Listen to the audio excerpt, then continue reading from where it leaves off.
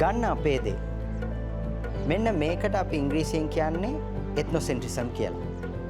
රටක දේශීය නිෂ්පාදකයන් ව්‍යවසායකයන් දිරිගන්වීම උදෙසා රටවල් විසින් තමන්ගේ දේශීය නිෂ්පාදන ප්‍රොමෝට් කරන එකට තමයි එත්නොසෙන්ට්‍රිසම් කියලා කියන්නේ. ඔයාගේ ප්‍රොඩක්ට් එක හෝ සර්විස් එක ලංකාවේ එකක් නම් ඒ ලංකාවේ එකක් නිසාම ශ්‍රී ලංකනයිස්ඩ් එහෙමත් නැත්නම් හදවතින්ම ශ්‍රී ලාංකිකයි කියන ඒ ෆීලිං එකත් එක්ක සෝෂල් මීඩියා වල පොසිෂනින් කරන්න පුළුවන්. ඔයාට මෙහෙම ශ්‍රී ලාංකිකයි කියන ෆීලිං එක සෝෂල් මීඩියා වල පොසිෂනින් කරන්න පුළුවන් නම් ලංකාවේ ඔඩියන්ස් එක පිටරට ඉන්න ශ්‍රී ලාංකික ඔඩියන්ස් එක සහ ලංකාව ගැන ඇල්මක් දක්වන විදේශිකයන් කියන මේ ඔඩියන්ස් තුනම ඔයාට හිමි වෙනවා.